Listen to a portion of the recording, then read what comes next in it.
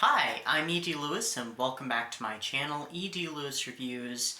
It's not a review this time, but it is nocturnal, and this is my June reading wrap-up. I feel like it's been quite a while since I did one of these, and I wanted to make sure I could do one, and I actually got several things read. Here we are with 6. I got 6 things read, and some of these are books, and some of these are short stories, so I feel like that's actually an accomplishment for me in quite a while, reading-wise, but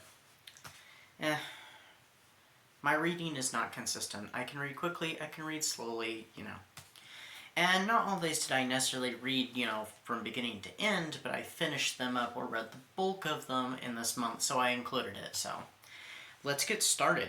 So first off, I didn't start this one, this month, but I did finish it, this month and read the bulk of it, and that was a book actually from earlier this year, and you can check out my review for it. I'll have it linked down below. It is In Every Generation by Kendara Blake, and it is a Buffyverse book. It is a continuation of the series taking place in 2020, and for me, it is definitely the definitive continuation to Buffy. Ignoring the comic books and any books that came after, ignoring the alternate sequels to the series prior to the comic books continuing it, it is to me the definitive Buffy sequel. Next up is Tarzan of the Apes by Edgar Rice Burroughs. Now this one was a reread. I had actually read it a few years prior, and I was a fan of Tarzan, movies and stuff, and the character of Tarzan, but I was not overly fond of this book the first go-around, so when I reread it, actually I liked it better this go-around. And this is only the second Edgar Rice Burroughs book I have read, because I have also read A Princess of Mars. So, this was an excellent book. I would highly recommend if you want something pulpy, you want something adventurous. There are some cringy moments due to the time period and the attitudes at the time, and, the context of the time period. But rather than that, it is still a very entertaining and action-packed, kind of a thrill ride in many ways, so. Alright, so next up I read a short story, and I don't actually know for sure if I'd for sure read this one before. Oh, no, I'm pretty sure I have. I know I have. Yes, I have. So it was another reread for me. So there was a few rereads, but it was The Pentanel Pendulum. This is one of the collections I have, and it has many Edgar Allan Poes in it. It was The Pentanel Pendulum by Edgar Allan Poe. An excellent story. Very, in some ways, I feel like it was almost more psychological than any of his other works in many ways. Not necessarily the most, but one of the more psychological. And it also had some cringy moments, a different kind of cringy than the Tarzan. Intense, intense moments.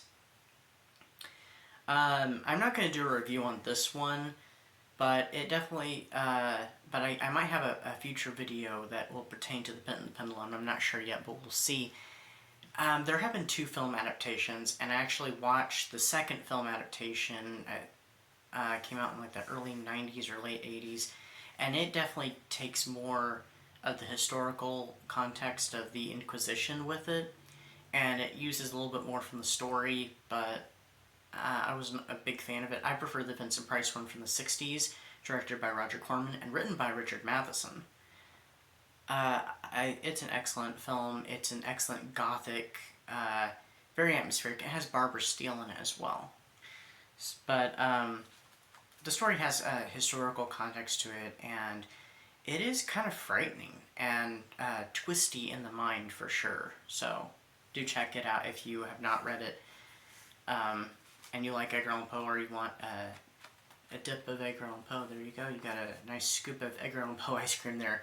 I said dip. I guess I could have said sampling, so the ice cream thing just went with it. Alright, next up, another reread. Like 3 rereads here in a row. And that is Dagon by H.P. Lovecraft. And here's my H.P. Lovecraft, the complete collection. So I have all his fiction right here. Hefty book. This one I'd read back in college, and it is one of the shortest H.P. Lovecraft stories I've ever read.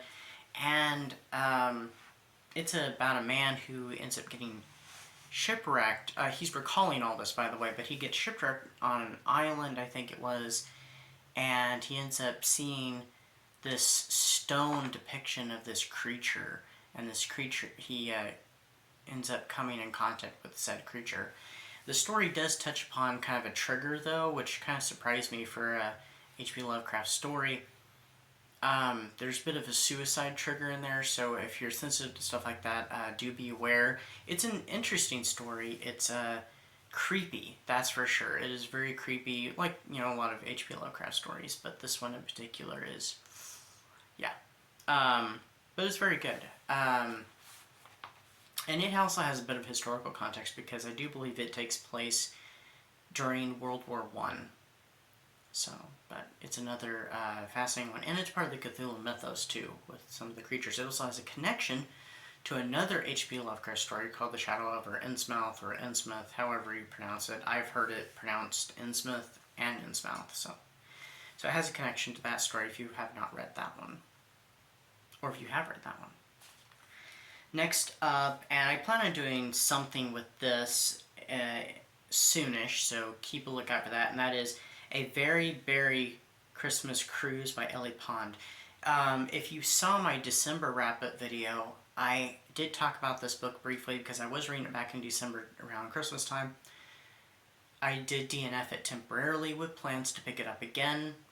Of course, I did pick it back up. I was apprehensive about it. I'm like, I was afraid I might end up just DNFing it altogether, but luckily I did not.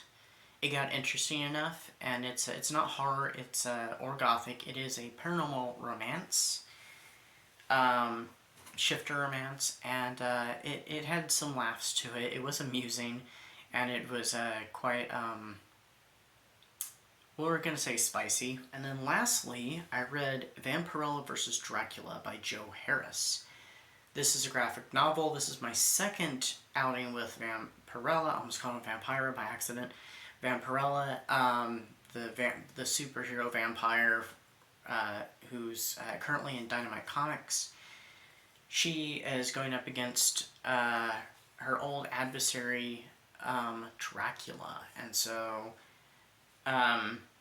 of course I had to read it because it was Dracula, and I'm a big fan of Dracula and vampires in general, so I had to see what this one was about. I will say I had some apprehension with this one after starting it, and I kind of was left kind of not sure what my thoughts were, and I'm still compiling my thoughts about this one, so I will talk about it at a later date as well, so keep tuned for that one as well. But it was interesting. That was all that I read during the month of June. Of course, I did start a couple other things reading-wise, and I've been working on writing as well. So I will see you soon with another review, another video, and so stay safe and remain spooky, and I'll see you soon. Bye-bye.